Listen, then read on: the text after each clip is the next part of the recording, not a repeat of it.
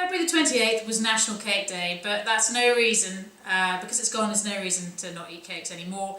We've got Easter coming up, we've got summer picnics, so we're going to show you today how to make the perfect scone. Yep, scones are, to me, an afternoon tea essential, and what doesn't make the reason to have a scone, have a cup of tea. So we're going to use some self-raising flour, about 8 ounces, which is 225 grams. We've got some butter, which was 42 grams. 40 grams, yeah. Yeah, 40 grams or so. I still work it out, so a pinch of salt, a little bit of orange zest to make them extra special, and some raisins, and a little bit of milk to make the batter nice and loose. So we're going to add a pinch of salt in there. Salt's just for the added flavour. We'll pop the butter in. And I'm also going to put my zest in now as well, just because that makes it easier to distribute. Using our fingers, like you're making on your cake, we're just going to rub those butter straight into there, like until it's all the chunks have gone, basically. Right. Perfect. There we go. That's our butter rubbed in there. Brilliant. Gonna add that in. So you don't put the raisins in until... No, because you might mistake them for a chunk of butter, basically. Yeah. So you might wind up with chunks of butter left because you thought it was a raisin. It's a very good point. Yeah. So there we go. So we've just got all that rubbed in there, and then we're just going to add just enough milk,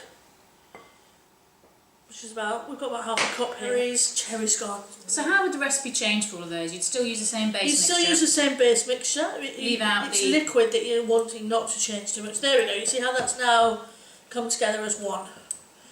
We don't want to work the scones too much, so I tend always to make mine by hand, because you're making a mixer, you're getting too much gluten out of the flour. You want it to be nice. So it's not a specific amount of milk, you just keep going until it's this kind of... This kind of texture. All flours differ slightly. Every brand's will be slightly drier than others. So yeah, about half a cup usually works nicely, which is about 120 mils, 120 to 160. Perfect. Yeah. Great. Okay, so we've turned our scone dough out onto a nice floured surface, and we're just going to gently push them down. Now, lots of people use a rolling pin. I prefer not to because I think it bashes it too much, so I'm just going to use my hands. Flatten it out. You want about that thick, which is what, centimetre and a half or so. You could use different liquids in this. If you're trying to go dairy free, you could use soy milk or almond milk, and this would work with gluten-free flour as well. You just need to add some baking powder, about 2 teaspoons to the mix. So I've got a cutter here, and what I'm doing is I'm dusting the cutter in flour, and that makes it a little bit non-stick before we cut our scones out. What we're going to do is we're going to go straight down. And you don't want to move it around, twist the cutter or anything like that.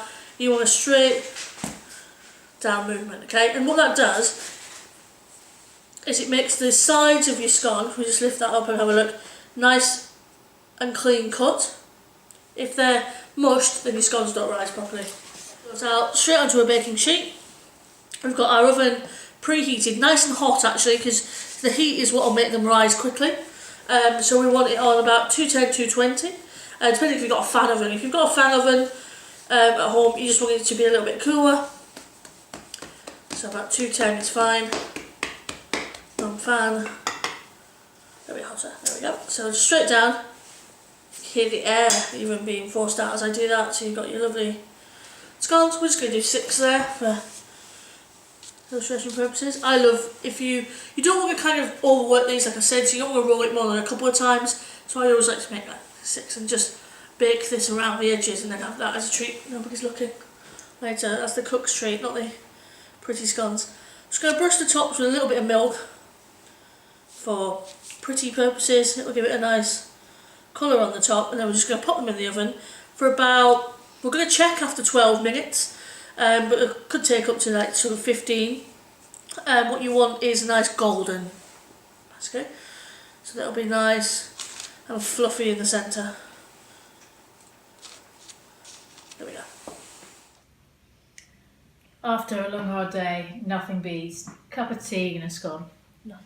Nothing. They're so quick to make and they're absolutely delicious, so yeah, what are you going for? I'm going to start with some cream on mine.